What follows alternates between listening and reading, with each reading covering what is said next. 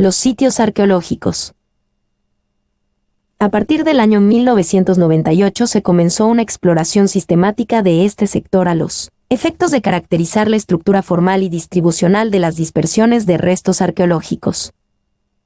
El objetivo es determinar cómo se presentaba hoy el registro arqueológico en una región altamente impactada por la agricultura extensiva, y en segundo lugar poner sobre la base de nuevos trabajos un modelo de ocupación del espacio para los grupos que habitaron el valle en momentos tempranos. La región prospectada en forma total abarcó una extensión de 400 kilómetros cuadrados correspondiente al interfluvio entre los dos principales ríos de la región, el río Lavallén y el río Grande. Los resultados mostraron una disposición discontinua de los hallazgos caracterizados por la presencia de amplios sectores con altas densidades de artefactos heterogéneamente distribuidos en el paisaje, alternados con extensos espacios vacíos y la presencia de hallazgos aislados. Además de los sitios detectados con la prospección de cobertura total fueron reconocidos e integrados para un estudio de escala regional otros sitios fuera de la región prospectada detectados aleatoriamente en investigaciones previas, así como aquellos dados a conocer por otros investigadores. Bowman 1908, Nordensky 1903, Dougherty 1975, Ortiz 2007. Hasta el momento se han registrado a partir de investigaciones propias como de otros investigadores, la existencia de 40 sitios unicomponentes adscritos a la tradición San Francisco, todos ellos localizados en el sector pedemontano del valle, figura 2. Sobre la base de la información recopilada fue planteado un modelo de ocupación del espacio con sitios de diferente funcionalidad, Ortiz 2007. Los sitios conocidos para el sector medio y alto del valle corresponden todos a ocupaciones tempranas con una cronología establecida a partir de la calibración de 18 fechados radiocarbónicos desde el 800 a.C. al 400 después de Cristo, Ortiz 2003-2007. Debido a la ausencia total de indicios de un proceso local, ya que todos los sitios, incluso los más antiguos, presentan todo el rango de variabilidad en la cerámica observada, no siendo en ninguno de los casos una tecnología incipiente o escasamente desarrollada, lo que apoyaría la idea de un proceso experimental. Es factible suponer un origen alóctono para estas poblaciones, tal como fue sugerido originalmente por otros autores, Dougherty 1975, Benavente Aninat 1988-89. El componente material más estudiado de estos grupos fue la cerámica, dada su abundancia relativa, la variabilidad morfodecorativa y por ser el elemento mejor preservado. Asumiendo otra antigua asociación, cerámica-agricultura, la abundancia y característica de los conjuntos cerámicos reforzó aún más la idea de que se trataba de grupos agricultores sin mayores elementos de análisis ni datos empíricos para sustentar tal afirmación. Figura 2. Mapa con la distribución de los sitios arqueológicos conocidos adscritos a la tradición San Francisco. Sobre el registro arqueológico. Si se trató de grupos con un alto grado de sedentarismo, con circuitos de movilidad muy pautados posiblemente en función de la explotación de recursos específicos y prácticas de recolección intensiva con almacenamiento a gran escala, los sitios deberían reflejar todo el espectro de variantes locacionales en el paisaje, así como reflejar diferentes conductas en relación al uso del espacio intrasitio.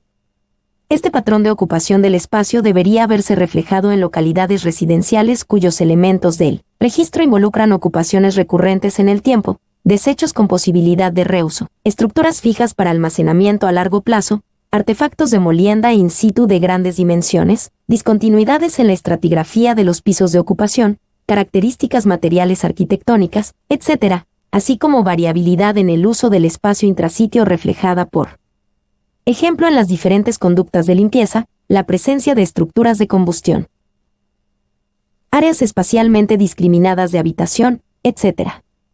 Analizando los diferentes indicadores y los resultados obtenidos en cada uno de los sitios investigados, podemos ver que nos está mostrando el registro arqueológico. Tecnología lítica. Las características de la industria de artefactos en piedra indicaría que se trató de grupos con un elevado sedentarismo. Las materias primas explotadas son de carácter local y de fácil acceso. La elección de técnicas de talla de percusión directa, figura tercera, es para la obtención de artefactos de uso generalizado. Las técnicas más complejas, tallado y pulido, se reservan para los artefactos especializados. Hachas y martillos con garganta para enmangue, figura 3b, pero aún la materia prima usada es de origen local. Como materia prima foránea se registra obsidiana, que ingresa a los sitios en forma de artefactos terminados, sobre todo puntas de proyectil, y algunos núcleos muy pequeños de basalto. La materia prima local está disponible en lechos de ríos y arroyos y al pie del cordón de las serranías de Santa Bárbara, no excediendo un radio de captación mayor de 10 kilómetros y en algunos casos de pocos metros de distancia, de acuerdo a la ubicación de los sitios. La mayor parte de los útiles son de diseño muy sencillo manufacturados bajo una estrategia expeditiva. Figura 3. Artefactos en cuarcita. B. Hachas pulidas con surco para enmangue. Este tipo de estrategia se encuentra relacionada con grupos de movilidad restringida ya que los instrumentos son manufacturados cuando se los necesita y descartados una vez usados. 2. Chaparro 2001. Los artefactos con estrategias conservadas están restringidos a las hachas y martillos pulidos y su diseño debe haber respondido tanto a actividades específicas y, probablemente, a usos multifuncionales. La técnica de talla dominante es la bipolar y la percusión directa. Esto parece haber sido la solución para trabajar núcleos de reducido tamaño los cuales por su forma y dimensiones son de difícil manipulación. Se observa en términos generales que se practicó la reducción intensiva. Debido a que la materia prima está disponible con relativa facilidad, la percusión simple podría estar en relación directa a la falta de interés por maximizar el uso de la materia prima, pero al mismo tiempo la abundante extracción de lascas podría tener que ver con aprovechar al máximo los núcleos o nódulos almacenados en los sitios. Las materias primas registradas corresponden en un 90% a cuarcitas, utilizadas para la extracción de lascas principalmente, mientras las hachas y martillos son confeccionados preferentemente con traquibasalto foidífero. Díaz 1993. Existe por lo tanto una selección de los materiales basada en sus propiedades físicas, en este último caso, la dureza de las rocas basálticas. Registro arqueofaunístico y arqueobotánico. La investigación en torno a los recursos bióticos explotados ha sido escasa o nula. Esto se debe a varios factores. Por un lado, las limitaciones propias del registro arqueológico. La preservación de restos orgánicos es mala. Y, por otro lado, a los intereses de investigación, ya que la mayor energía estuvo puesta en el estudio de la tecnología material y entre esta, especialmente, en la cerámica. En lo que respecta a la evidencia arqueofaunística, se han reconocido una amplia gama de animales locales, muchos de los cuales son aún hoy consumidos por los pobladores de la región. Entre ellos predominan los sedentados como gualacates, Eupractus escintus, armadillos, Dasypodidae saedius pichi, quirquinchos, Dasypus masai, restos de aves, peces de agua dulce, restos de zorros, Calopex culpaeus, corzuela, Masama sp, puma, Felida felis concolor, así como restos de anfibios, especialmente anuros e iguanas, Tupinambis sp. Muchos de estos restos evidencian diferentes grados de alteración térmica y selección de partes esqueletales diferenciadas. En general, los restos corresponden a animales de porte reducido. Cabe destacar que de las especies que pudieron identificarse en contextos arqueológicos, los camélidos son el único animal foráneo y es probable que haya sido obtenido mediante intercambio. Los análisis realizados hasta el momento informan de la explotación de al menos unas 10 especies de animales silvestres. El incremento en la amplitud de la dieta al incluir numerosas especies de animales de pequeño tamaño que soportan mayor presión de caza por sus altas tasas de renovación, peces de estación y la posible incorporación de algunos cultígenos, esto último a ser demostrado, serían claros indicios de un aumento en los costos de procesamiento y de la presión sobre espacios reducidos. Esta estrategia de utilización del espacio bajo una lógica de movilidad reducida resultaría en una optimización del potencial extractivo de superficies relativamente pequeñas del ambiente. El manejo social del medio estaría reflejado en la baja movilidad basada en una explotación intensiva de porciones reducidas de un ambiente de alta rentabilidad. Por el contrario, el uso de especies vegetales silvestres o domésticas no ha sido aún lo suficientemente investigado ni ponderado.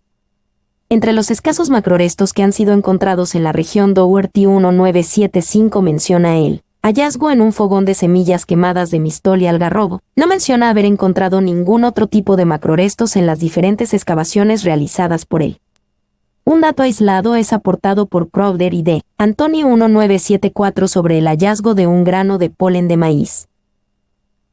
Inserto en la pasta de un fragmento de cerámica del sitio Parque el Rey, mientras que los conteos de polen para Moralito hablan de una sobrerepresentación de polen de Chenopodía C., lo que llevó a los investigadores que trabajaron en el lugar a sugerir la práctica de agricultura en las proximidades del sitio. Echenique y Kuhlemeyer 2003, al mismo tiempo que los datos indican que los taxones del bosque nativo se encuentran escasamente representados. Lupo y Echenique 2001.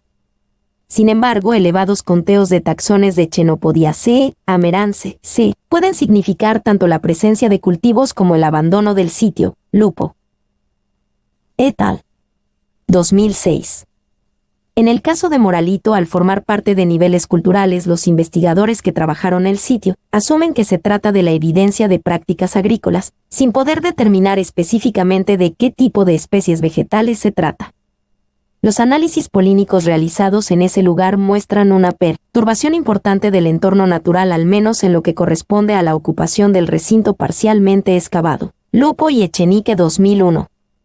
Investigaciones en los neotrópicos sudamericanos muestran que la disturbación a gran escala del ambiente en los sitios arqueológicos datan a la agricultura y en muchos casos incluso no parecen estar asociados con la presencia de plantas domésticas. En general parece tratarse de la afectación de grandes extensiones por la manipulación intensiva del ambiente natural. Persoul 1995. Muchos sitios exhiben unas estructuras de forma aproximadamente campanuliformes, conocidas en la literatura clásica como hornos en forma de campana. Cuando estos están presentes aparecen en grupos y suponemos fueron usados al igual que los registrados en otros sitios del NOAA, para procesamiento y almacenamiento de semillas de leguminosas. Lagens 1993, González 1956 a 58, 1962. Las características morfoestructurales con los registrados en la región de las sierras centrales de Argentina son prácticamente idénticas. Figura 4. Si la función fue la de conservar y almacenar frutos a gran escala, sus dimensiones hablan de una capacidad de almacenamiento de 140 kilogramos promedio. Estas estructuras se presentan generalmente en sectores relativamente limpios y espacialmente agrupados lejos de las áreas con mayor densidad de restos. Entre los sitios trabajados y descritos hasta la actualidad, 10 de ellos exhiben estas estructuras, lo que las convierte en un rasgo ubicuo cuya abundancia no había sido lo suficientemente estimada hasta hace unos años atrás. En uno de ellos, en el sitio de Media Luna se realizó una inhumación múltiple, es decir, fue reutilizado como lugar de entierro. Nordensky ilustra una estructura muy similar utilizada por grupos etnográficos del Chaco boliviano a principios del siglo XX. Dice son usadas por las mujeres para secar frutos silvestres con el objeto de aprovisionarse para las épocas de escasez.